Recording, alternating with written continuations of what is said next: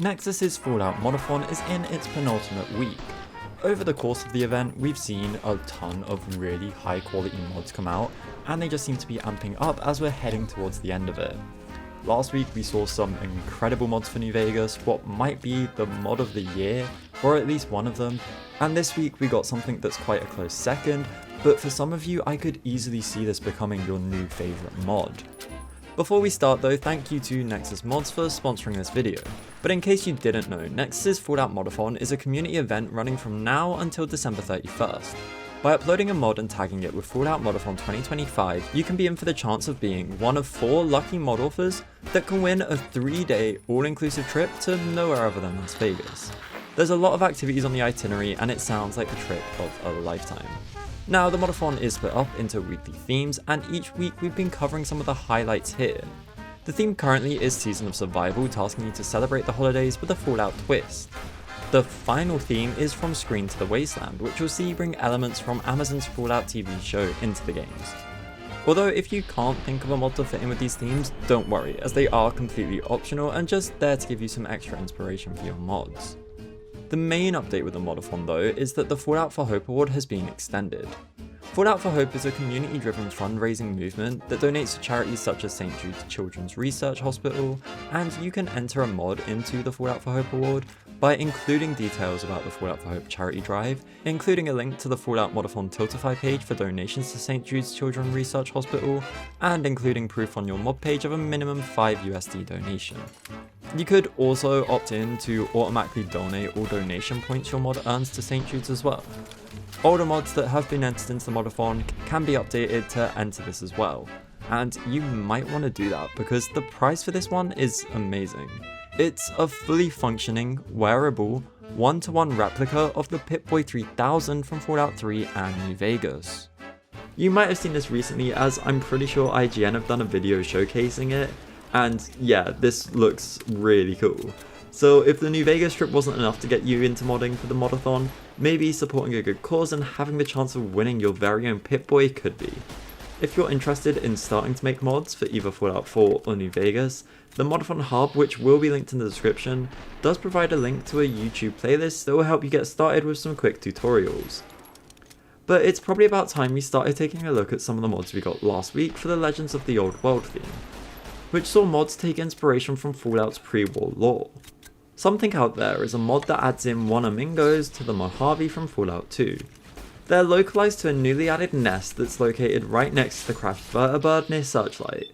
With a pack outside and even more in the cave, there's 4 variants of the alien-esque creature for you to take down, those being baby, young, adult, and then the matriarch.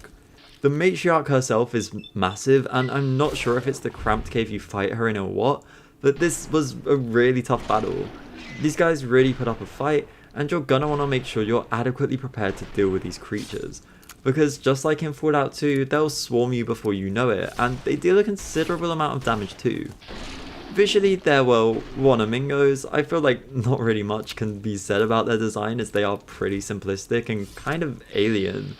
And although I don't know if this is widely known or not, but they have sort of got a redesign as of late, if the camp item from Fallout 76 is anything to go by. Anyways, this is a pretty nice mod, and although it doesn't add all that much to the wider wasteland, bringing back a long-fought extinct creature definitely makes it fit into last week's theme. And it's great to just see Wanamingos get some love, because with a name like that, they are kind of adorable. Even if they kind of look, well, you know. Although a mod I wish I had when tackling the Wanamingo cave was Explosive Overhaul by Into the Rough. As you can probably guess by the title, this mod overhauls explosives. It'll add some new depths to them, such as new gibbing and dismemberment effects, which unfortunately I can't show here because they're on YouTube. However, something I can show you are the new concussive effects that have been added in with this mod. So now when you get caught in an explosion, there'll be a ringing sound effect that, paired with something like explosion reactions, makes getting hit by these have the sort of impact they probably should. It's also more immersive, so that's a bonus as well.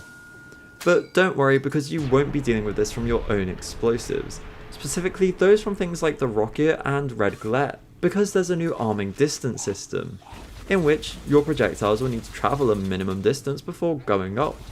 This will stop things like missiles blowing up right in front of you when a companion gets in the way, making it deal thud damage instead. By default this does 15% of the explosion damage, but this, like all the features of this mod, can be configured in its INI. Speaking of new features, you can throw duds with this mod. There's a chance now that when you throw a grenade it might just not go off. This can be lessened by having a higher explosive stat, which gives more of a reason to invest into the skill. You can also use explosions to trigger another explosion, which can really allow for some silly situations with mines, starting a chain reaction that is always going to be enjoyable. Probably the thing you'll feel the most when using this mod though are the changes that have been made to grenades. They're a lot less bouncy than they were in the vanilla game, and each one moves as if it has some sort of weight to it that was something that was significantly lacking from the vanilla game. Quality of life improvements have been made as well, such as some types of grenades exploding on impacts, and there's a full list of changes made by this mod on the mod page.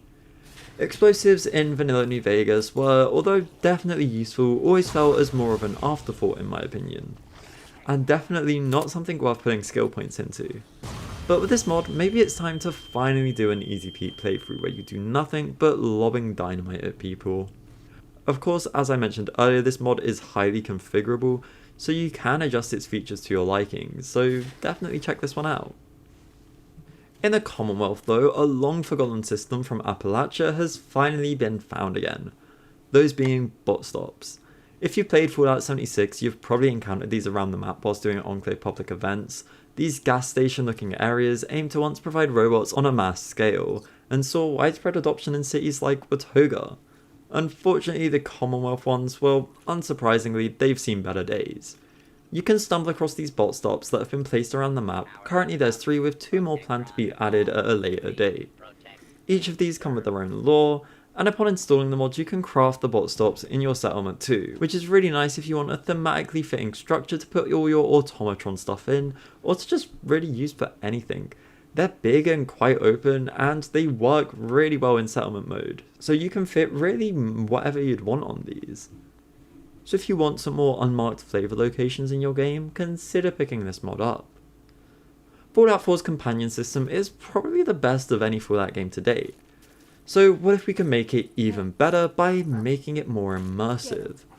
Companion command animations by Stentorious and Hitman adds in some unique first-person animations for commanding your companions around. So now your soul survivor will actually point to where they want your companion to go instead of just giving the equivalent of a Rainbow Six Siege callout of over there. There's animations for each thing you can make your companion do, and this should work on both vanilla and modded ones as well, making this a small nice immersion boosting mod, because who doesn't like more first person animations for stuff other than just guns? But caravans in the Mojave have recently been attacked by a roving, almost unified group of feral ghouls, and we can uncover why with Bury Me Not. This mod, by one of the Beyond Skyrim developers, introduces a 40 to 60ish minute long main quest. I won't be spoiling it here because, as with all these quest mods, experiencing it for yourself is half of the fun, but it will be started by talking to this ghoul who can be found in between Ranger Station Charlie and Novak. And he's basically who we're going to be helping out in this mod. He suggests that these ghouls might actually be coming from a hidden nearby vault, and tasks us with clearing them out. In doing so, we can uncover the story of this vault, and as you can probably expect from a vault story, it's mostly communicated through environmental storytelling and terminal logs. But genuinely, I found it to be really engaging, with the vault itself being laid out really well too. It wasn't a slog to get through like some of the other vaults in the series, and this one just felt really nice to walk around. There's 3 new weapons that have been added in with this. One of them is the combat shotgun from Fallout 3, and the others are unique variants of the multi-plas rifle and the combat shotgun, which both can be obtained after finishing this mod. Overall, this was a pretty enjoyable quest mod, and one that you should check out. The voice acting here is really good, and the story is interesting too, so give it a go. Now, I have no clue what's been going on with New Vegas, but we have seen just so many mod of the year contenders these past couple of weeks. We had Long Road Ahead last week, which we covered here, which was an incredibly well implemented and just gorgeous armor mod. And this week we got Realtime PipBoy map. The mod does require the minimap mod, and it's basically just an immersively integrated version of that mod. because now by pressing the G key by default, you can pull up your PipBoy map without needing to stop or halting your exploration by opening the menu. Honestly, this mod might genuinely change how you explore areas in the game. I don't know about you, but I basically never check the local map in these games, like, ever. But now, I actually find myself using it quite a bit, especially when exploring new locations with this mod, because you can just switch between the world map and local map with the M key. And this really changes how you approach interiors, and the PipBoy actually changes when you get into combat with these red alert borders. I feel like I really can't do this mod justice by talking about it, but download it and play with it for a bit. It's genuinely mind-blowing how cool it is to be able to put up your PipBoy and use it like this. But when you do download it, also consider picking up discovery animations, which will add some new animations for finding areas on the map. And now you can see your courier press a button on the PipBoy to actually mark them down, and the animation's just really nice, especially with how the location appears on the PipBoy screen as well. Anyways, that's going to be all for today. I hope you enjoyed, and don't forget you can enter into the Modathon yourself.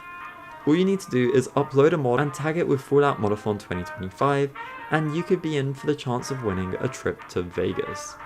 And if you do want to enter the Fallout for Hope award that could see you winning a PipBoy 3000 replica, be sure to include all the required info on your mod page. The theme now is Season of Survival, so if you have any good ideas for a mod introducing some holiday cheer to the wasteland, why not upload it? There's really nothing to lose. With all that being said though, I hope to see you all next time.